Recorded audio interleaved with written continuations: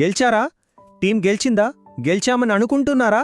కానీ అసలు విషయం ఏంటంటే ఈ ఆటలో గెలవడం అసాధ్యం.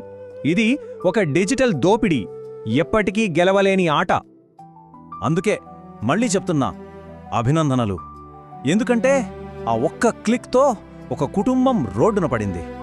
గెలిచామని అనుకుంటున్న ఆ క్షణంలోనే ఇంకెవరిదో జీవితం నాశనమైంది. అభినందనలు. సరే, ఇప్పుడు ఈ మోసం వెనకున్న అసలు రహస్యాన్ని విడమర్చి చూద్దాం. ఇది అదృష్టం మీదాడే ఆట కాదు, ఇది పక్కా గణితం. ఓడించడానికి, డబ్బును దోచుకోవడానికి పక్కాగా రాసిన ఒక లెక్క. ఇదొక ఉచ్చు. ఆడే ఆ గ్రాండ్ లీగ్లో ఫస్ట్ ప్రైజ్ ₹1,00,00,000 కదా, కానీ అందులో ఎంతమంది పాల్గొంటున్నారో తెలుసా? 1,00,00,000 మందికి పైగా. అంటే గెలిచే అవకాశం, ప్రాబబిలిటీ ఎంత ఉంటుందంటే కేవలం 0.00001% అంతే. దీన్ని ఇంకోలా చెప్పాలంటే, రోడ్డు మీద నడుస్తుంటే తలమీద పిడుగుపడే అవకాశం దీనికంటే ఎన్నో రెట్లు ఎక్కువ.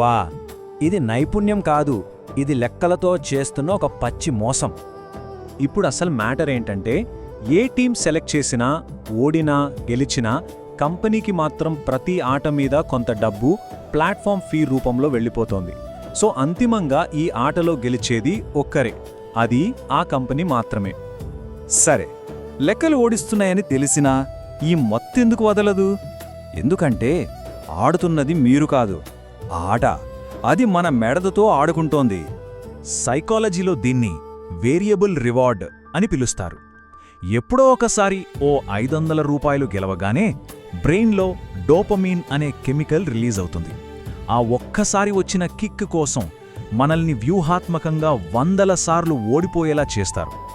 ఇదొక వ్యసనం. డబ్బులు పోగొట్టుకున్న ప్రతిసారి నెక్స్ట్ టైం ఎలాగైనా రికవర్ చేస్తాను అనే ఒక తప్పుడు నమ్మకంతో ఇంకా ఎక్కువ డబ్బు పెడతారు. దీన్నే గ్యాంబ్లర్స్ ఫాలసీ అంటారు. ఇది అప్పుల ఊబిలోకి నెట్టే ఒక విష వలయం. ఇది కేవలం వ్యసనం మాత్రమే కాదు, కొన్ని యాప్స్ అయితే నేరుగా అంతర్జాతీయ నేర సంస్థల చేతుల్లో ఉన్నాయి. ఇది ఆట కాదు, ఇది పక్కా ప్రణాళికతో చేస్తున్న ఒక నేరం. ఈ కలర్ ట్రేడింగ్ యాప్స్ వెనక చైనా, ఇంకా వేరే దేశాల మాఫియా ఉంది.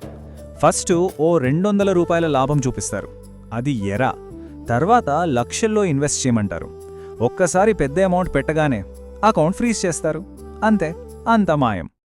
కంప్లైంట్ కూడా చేయలేరు, ఎందుకంటే ఆడింది ఒక ఇల్లీగల్ గేమ్.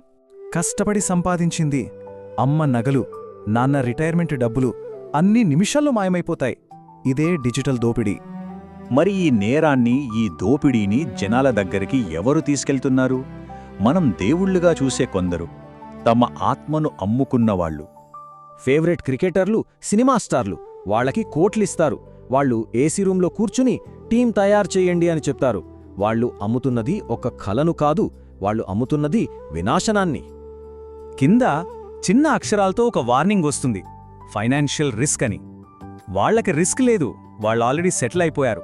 అసలైన రిస్క్ మనది, మన కుటుంబాలది. ఆ చిన్న అక్షరాలు ఏ కుటుంబాన్ని కాపాడలేవు. మరి ఈ ఊబి నుండి బయటపడటానికి ఒక మార్గం ఉందా? ఉంది. ఒకే ఒక్క మార్గం, గెలవటానికి ఉన్న ఏకైక మార్గం. ఆడుతూనే ఉంటే చివరికి మిగిలేది ఇదే: అప్పు.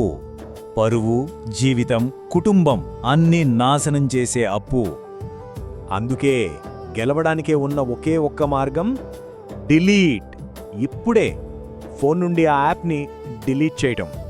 పోయిన డబ్బుని ఒక పాఠం అనుకుని వదిలేయాలి. కష్టపడి సంపాదించే ₹1కుండే విలువ ఈ గ్యాంబ్లింగ్లో రాదు. కావాలంటే స్టాక్ మార్కెట్ నేర్చుకోండి, స్కిల్స్ పెంచుకోండి, కష్టపడి పనిచేయండి. గ్యాంబ్లింగ్లో గెలిచేది ఒక్కడే, వాడు ఆ యాప్ ఓనర్. బకరాలవ్వొద్దు. సో నిర్ణయం తీసుకోవాల్సింది మనమే. ఆ కంపెనీకి ఒక ప్రయోగశాల ఎలుకలా మారాలా, లేక జీవితాన్ని మన చేతుల్లోకి తీసుకునే స్వేచ్ఛా మానవుడిగా ఉండాలా? ఆలోచించండి.